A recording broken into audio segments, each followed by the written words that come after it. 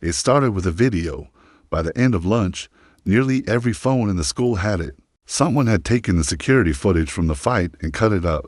Clipped out the parts where Cole grabbed her, left only the moment she flipped him. They added music, dramatic text, and a fake title that said she attacked him for no reason. The comments started rolling in.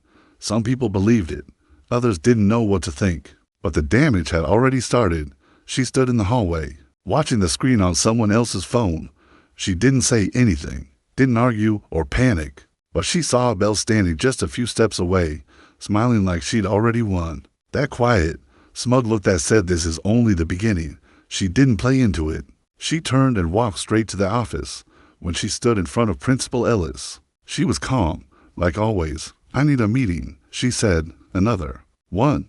"Yes," she said, "but this time, make sure there's a camera." He paused, studying her. She didn't explain more. She didn't have to. The principal nodded slowly. He could tell this wasn't just about her anymore. It was about clearing the air. In front of everyone, by the end of the day, an announcement came over the loudspeaker. Mandatory school assembly, all grades. No one knew exactly what it was for, but people had a feeling. Something big was coming. The students who had watched the edited video were about to see the whole truth, and the ones who had stayed quiet before, they were going to have to pick a side. This wasn't just about a fight anymore. It was about who was willing to stand for what was right when the lies got louder than the truth. The gym was packed. Rows of students filled the bleachers, buzzing with confusion and curiosity. Teachers stood along the walls, arms crossed, whispering to each other. Even a few parents had shown up, pulled in by rumors that had spread like wildfire. The principal stepped up to the microphone, his voice serious but steady. "There's been a lot of talk this week," he said. "Some of it true, some of it not.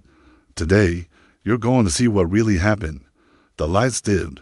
A large screen lit up behind him. Then the full video played, the real one. No edits, no music, no tricks, just the raw footage from the classroom camera. The entire room watched as Cole pointed, shouted, and stormed across the floor. They saw him grab her, saw her defend herself, saw the moment she flipped him, not out of rage, but to protect herself. When the video ended, the room was dead silent for a few seconds. Then a few claps broke out, then more. Within seconds, the gym filled with loud, honest applause. This time, there was no doubt. Everyone had seen the truth with their own eyes. She hadn't attacked anyone. She had defended herself from someone who thought he could do whatever he wanted and get away with it. Belle sat in the crowd, arms crossed tight, her face unreadable. She didn't clap, she didn't smile, but she couldn't say a word either. She knew the game had changed. The girl didn't stand up or wave or soak in the praise. She just sat quietly in her seat near the back, her expression calm, like always. But in that moment, everyone knew. She didn't need to say anything. The truth had finally spoken for her. Later that day, she went to grab a book from her locker, thinking the worst of it was finally over. But Belle was already there, leaning against the lockers like she'd been waiting. She wasn't alone this time. The other girls stood behind her, both dressed in black, both silent. The hallway wasn't crowded, but enough students were around to notice something was happening. The noise faded as people stopped and watched. Belle stepped forward. "You think you're smart," she said, voice low but sharp. "You embarrassed my whole family." The girl didn't flinch, didn't say a word, just closed her locker and turned to face her. That seemed to bother Belle even more. "You don't belong here," she hissed. "You're just some charity case from the South Side acting like you're better than us." This time, the girl did speak, quiet, but clear. "I know what I am. I'm still here." Belle's face turned red. She raised her hand like she was about to slap her. The hallway froze. Some kids gasped. Others held their breath, waiting to see what would happen next. But the slap never landed. A hand grabbed Belle's wrist midair. It was Officer James, the school resource officer. His grip was firm, his voice even firmer. "That's enough." Belle tried to yank her arm back, but he didn't let go. She started it. She snapped. "No," he said. "You've been following her for 2 days, and now this. We've seen the hallway cameras. We know about the video. We know who edited it and who spread it." Principal Ellis appeared behind him, stepping into the crowd. "You're being suspended. For harassment and slander, your parents have been called. They'll meet you in the office." Belle didn't have anything left to say. She stood frozen as the crowd slowly began to move again. Not with fear, but with something closer to relief. Not because someone got punished, but because for once, the person who caused harm was actually being held responsible. And as Belle was led away, the girl didn't smile. She didn't celebrate. She just stayed still, her hands by her sides, eyes steady. She had nothing to prove. Justice had already spoken that Friday morning. A note was taped to her locker. It wasn't a threat. It wasn't another insult. Just a plain piece of paper, folded in half. She opened it slowly, expecting the worst. But all it said was, "Thank you for standing up for all of us. Half the class." No name, no signature, just those words. She stared at it for a few seconds, then slipped it into her notebook. For the first time all week, she smiled. Not because she won a fight, not because people clapped for her, but because, finally, someone saw her, really saw her, when she walked into class. Nobody stared like they used to. Nobody whispered or shifted awkwardly in their seats. A few kids nodded at her as she passed. One student even moved their bag off a chair so she had space. She took her usual seat in the back, near the window. Same spot as always, same calm, steady look on her face. The room felt different now, quieter, but in a good way, like everyone was breathing easier, like maybe something had actually changed. Belle's desk sat empty. No one asked where she was. Even the teacher's voice sounded lighter when she called on the girl to answer a question. It wasn't to test her or catch her off guard. It was because she knew she had the answer, and she did. She didn't try to be the center of attention. She didn't act like a hero. She just showed up, did her work, and stayed in her seat, the same way she had from the beginning. But now, people respected that seat, respected her being in it. Sometimes, power doesn't come from yelling or fighting. Sometimes it's in the quiet way someone refuses to be pushed out. She never raised her voice. She never asked for applause. But by standing her ground, she gave others the courage to do the same. And that silence, the kind filled with real respect, was louder than anything else in the school. It was a regular Monday morning, but something about the room felt tight, like everyone was holding their breath. The bell rang, chairs shuffled, and the low buzz of students pretending to care about math filled the space. Then the door opened. She walked in, a new girl, calm, composed. She didn't look around or smile or shrink. She just walked like she'd been there 100 times before, but she hadn't, and everyone knew it. Her skin was darker than anyone else's in that room. She was the only black student, and while no one said a word out loud, the air changed. The second she stepped in, eyes followed her. Whispers started in the corners of the room. Some students looked away, pretending not to care. Others watched her like she didn't belong. She didn't flinch. She made her way to the back of the room, pulled out her chair, and sat down without saying a single word. Across the classroom, the wrong kind of attention locked in on her. His name was Cole. Big guy, loudmouth, known for shoving kids into lockers and laughing about it. His friends followed him like he was some kind of leader. Everyone knew his name. Nobody liked crossing him, and now he couldn't stop staring at the new girl. His jaw tightened. His foot tapped under the desk. You could almost hear him boiling.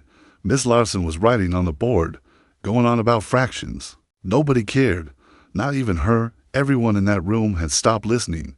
They were watching Cole, watching him start to twitch. Then, like someone flipped a switch, he stood up. His chair scraped back hard against the tile, loud enough to make a few kids jump. He pointed across the room at the girl. "You don't belong here," he said. The room froze.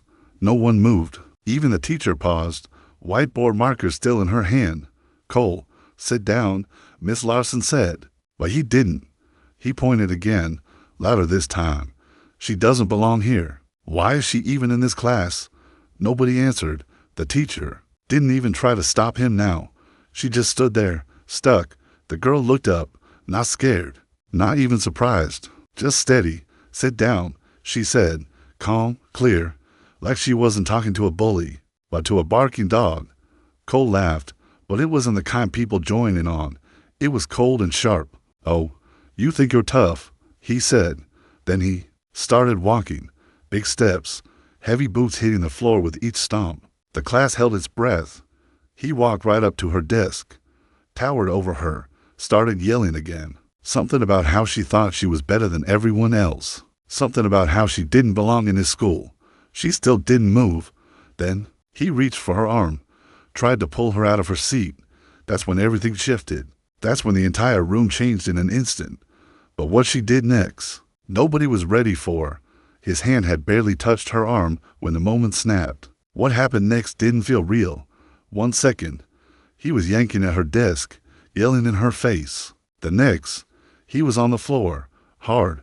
Nobody saw exactly how. She did it, it was that fast. She didn't scream, didn't warn him. She just moved, slipped out of her chair like water, grabbed his wrist, turned her body, and flipped him straight over her shoulder. His back hit the floor with a loud thud. The whole room jumped out, then it went completely silent. Even the teacher didn't move. She just stood there with her mouth open, staring. A couple of kids gasped. One kid dropped his pen. You could hear someone whisper, "No way." Cole, the one who'd always been in control, was flat on his back, groaning like he couldn't believe it either. And the girl, she didn't gloat, didn't smirk. She calmly pulled her chair back into place, sat down, crossed her legs, picked up her notebook, and started writing again like the whole thing had never happened. Like she didn't just drop the most feared kid in school in front of everyone. A few seconds passed. Then one kid started clapping, another joined. Then the whole room broke into loud, echoing applause. It wasn't fake or forced, it was real. The kind that fills your chest and makes your hands sting. The class didn't just clap for her strength. They clapped because, deep down, every single one of them had been scared of Cole. And now someone finally stood up to him, and Miss Larson grabbed her phone. "I need security in room 3B. Now." The guards showed up fast. They looked at the scene, Cole on the ground, still holding his wrist. The girl sitting calmly at her desk. One of the guards asked what happened. "He attacked her, Miss Larson," said Doc. Cole sat up, shouting, "No, she attacked me. You saw she flipped me." The teacher didn't even blink. "You tried to drag her out of her seat." The whole class saw it. The guards looked around. Heads nodded. Nobody stood up for Cole, not even his friends. Especially not his friends.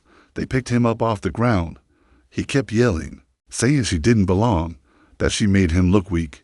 But this time, his words didn't land. His voice didn't carry. He looked around and saw no one was on his side anymore. The doors slammed shut behind him, and just like that, the room felt different, lighter, safer. Nobody said anything, but every head slowly turned toward her. She didn't look up, but they didn't see her the same way anymore.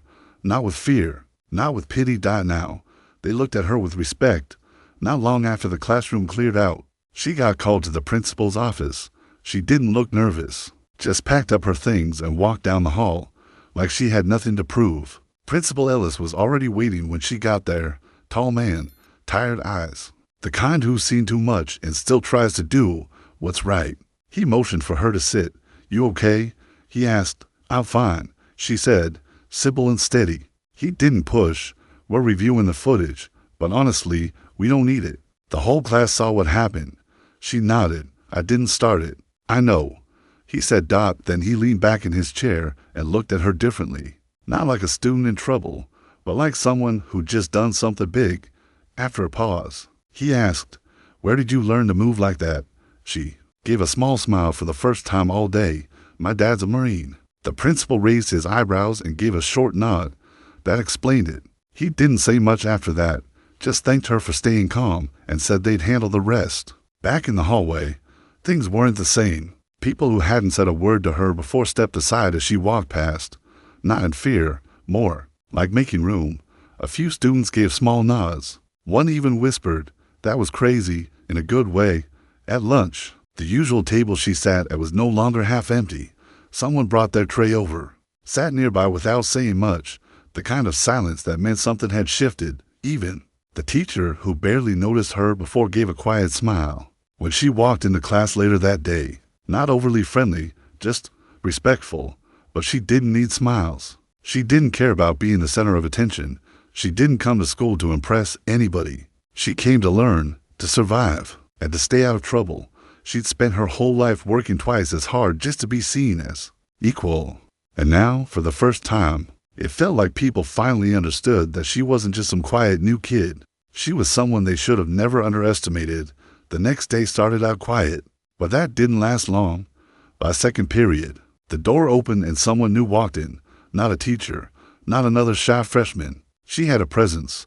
Long dark hair, heavy boots, black leather jacket, the kind of outfit that says she's not afraid of anything. She didn't smile, didn't look around, just walked in like the building owed her something. And right away, it was clear she wasn't just here for class. She stopped near the back of the room, one row over from the new black student who had flipped coal. Didn't say a word, just stared for a second, then dropped into her seat and folded her arms like she was settling in for a fight. She hadn't even started yet. The teacher kept talking, but the room felt sharp. Everyone could sense it. Something was off. Later, during a quiet moment in class, the new girl leaned in and whispered just loud enough, "You think you're safe now?" The other girl didn't answer, didn't even glance sideways. But the message was clear. "You made my cousin look weak," the voice said again. "Now everybody's laughing at him. My family doesn't forget that." That's when it all clicked. She wasn't just some random tough girl. She was Cole's cousin, and unlike him, she wasn't loud or reckless. She was smart, calculated. That made her dangerous in a completely different way. After class, it didn't stop. The new girl, Belle, showed up to the next class and sat close again. At lunch, she didn't eat with friends. She picked a spot just a few tables away, watching, quiet, steady, word spread fast. People whispered in the halls, "That's Cole's cousin. She's here for her, be careful." But the girl who'd already been through one storm didn't run. She didn't hide. She ate her lunch like normal, showed up to class like always. Not because she wasn't worried, but because she had already decided she wasn't going to be pushed out of a place she'd earned. Not again. She knew some bullies don't use fists. They use silence, looks, rumors, and sometimes they smile when they mean harm. But that was fine. She wasn't here to play their game. She was here to win in her own way by staying